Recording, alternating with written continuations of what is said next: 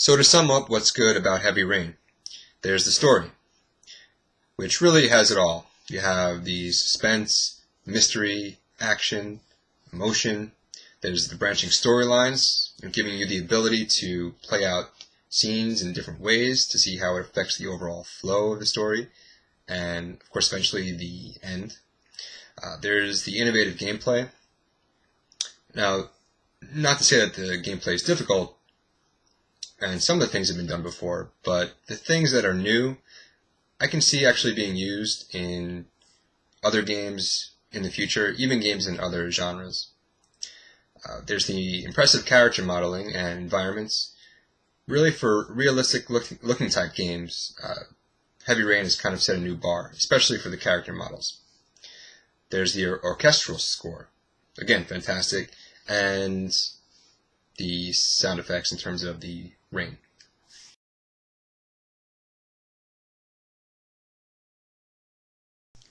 Is there anything bad about Heavy Rain? There are a few things. First, there are a few chapters or scenes that you play through that are completely on rails, meaning throughout the entire scene, there is nothing for you to decide. There is nothing that you can change. All of the movements are laid out ahead of time for you to simply perform and get through the scene. Now, on your first playthrough, you probably won't notice this issue because you're simply playing through the story as intended and you're experiencing that scene for the first time. You really only start to notice on multiple playthroughs because these scenes are required to progress through the story, and again, there's nothing to do. You simply just need to perform all the actions and get to the scene.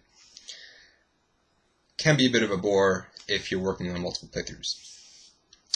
There's the issue for me of the uncanny valley with the mouth movements of the characters, and because they're starting to look lifelike, but they're not quite human, when they speak, their mouths tend to look kind of unnatural, whether it be because it's not matching what they say or just because of the movements themselves. Again, because they're not human, but they look like they're almost human. So the mouths are a little weird. The character movement can be a bit clunky. As I mentioned, it's a bit tank-like the old school Resident Evil games.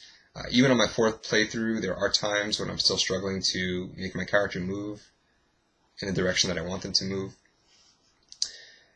The gameplay itself, if you're a hardcore gamer or close to a hardcore gamer, and if you play games normally, you won't find the gameplay itself challenging. Now,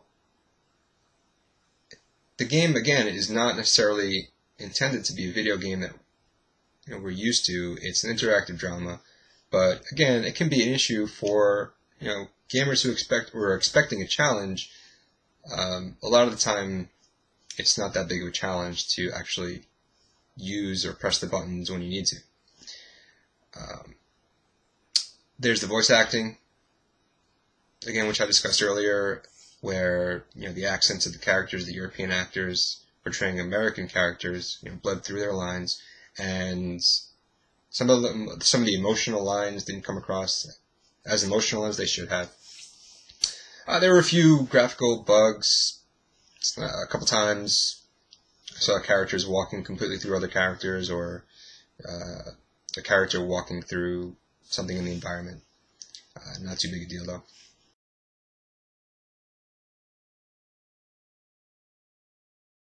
So what are the uglies of Heavy Rain? Well, these come mostly in the form of what's called in the business Class A bugs. Some people might call them game-breaking bugs. And in my first two playthroughs, I experienced no less than 5, maybe 6 of these bugs.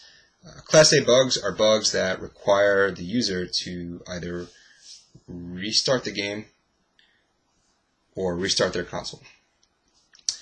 And a couple times, the game completely froze during gameplay, during a scene. Of course, you have to reset the console, restart the game. One time, I started a scene and my character was unable to move. I could still turn my head from side to side, but I couldn't move forward, so I couldn't actually finish the scene. And I had to go ahead and restart the game. A couple times I loaded a game save, only to be greeted by a completely black screen, and that was it. So I had to go ahead and restart the game there.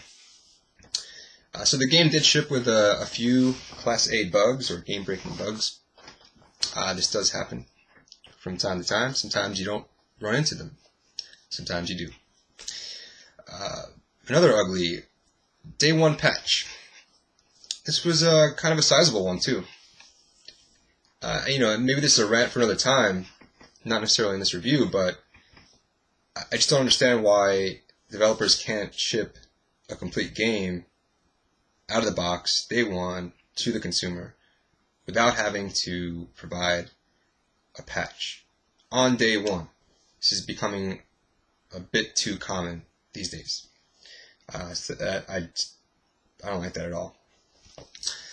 There was actually one thing that would have been ugly, but turned into a good, which is pretty rare.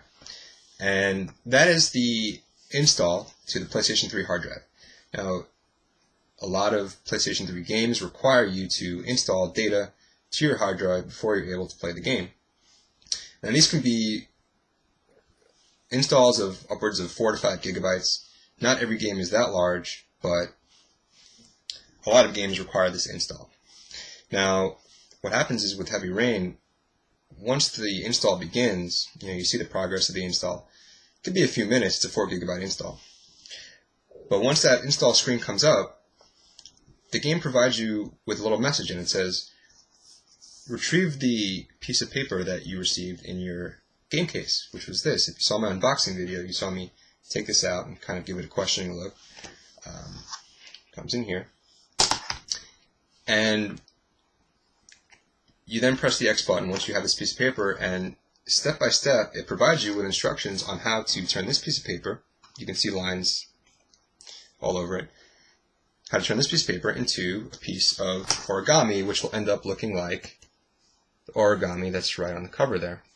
So, it's kind of, in a way, an interactive install screen. They provided something for you to do while you're waiting for this necessary install, which I thought was cool. I mean, as you can see, I didn't actually perform any of these actions to fold the origami, because I'd like to keep this intact the way it is.